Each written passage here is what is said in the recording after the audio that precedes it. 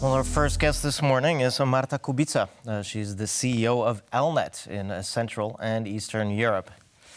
Ms. Kubica, thanks very much for joining us this morning. Thank you so much for having me. All right, well, let's start with the basics. Let's start with what happened on April 19th, 1943, here just north of us in the Wola district of Warsaw. Yeah, so in the morning of April 19th, which was also the day before the Jewish holiday of Passover, a group of Jewish fighters decided to launch the largest military uprising against the Nazi Germany during World War II.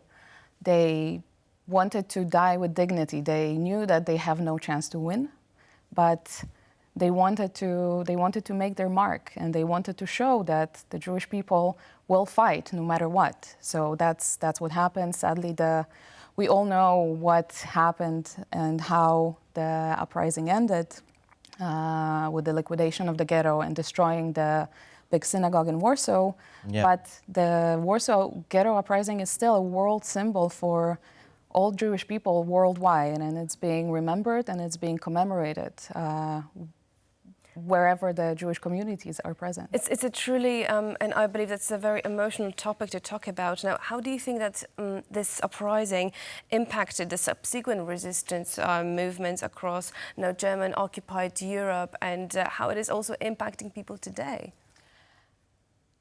Back then, during the war, the news didn't travel that fast like today, but definitely it was a very big push for other smaller uprisings also to happen. We know a few of them, including a uprising in Treblinka and Sobibor. But today, I think it really has a special meaning because, as I said before, Warsaw Ghetto Uprising started on the day of Passover, and Passover is a holiday that reminds us about Jewish people leaving Egypt, leaving the slavery to freedom. It's a symbol of hope. That's right. And today, both the uprising and the Passover holiday that starts on Monday is very bittersweet because we still have Israeli hostages kept in Gaza, and it's hard to celebrate the freedom and hope until they're back home. So people in Warsaw wear yellow daffodil and all over Poland and also all over the world thanks to Polin Museum and the Daffodil campaign. But people in Israel and across Jewish communities wear a yellow pin and a dog tag, which is a symbol that our hearts are left in Gaza, and they will be there until all hostages are back. All right, and I wanted to talk a little bit about the person, the great person of Mark Edelman.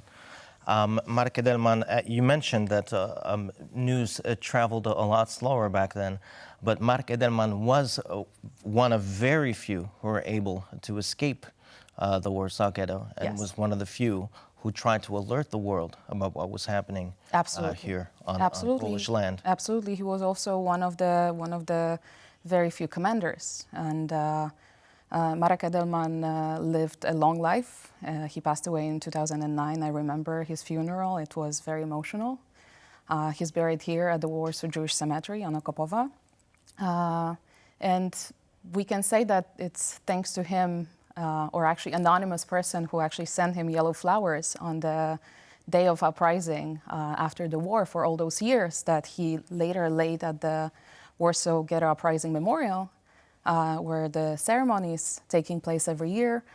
The yellow flowers, which were in bloom at that time, this time of spring, became a symbol for Polin Museum to actually use them to spread the knowledge and educate about what happened during Warsaw Ghetto Uprising. And daffodils became, well, an evergreen symbol now of this resistance and bravery of this moment, which continued later on. Now, I wonder, now looking into the future and having that legacy, how do you think that we can continue to educate and engage people globally and bring information about this brave but very difficult part of history? As I said, Warsaw Ghetto Uprising is very well recognized, at least among Jewish communities worldwide. But of course, the Daffodil campaign, which is also spreading worldwide. It's relatively new, right? It is relatively new, but it's also over 10 years old. So it's again, it's relative if it's new or old. It's very well recognized.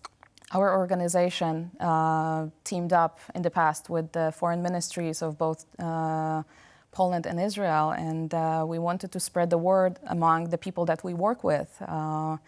And we invited Polish and Israeli ambassadors worldwide to actually wear the yellow daffodil, which was a huge campaign, both last year and 2 years ago.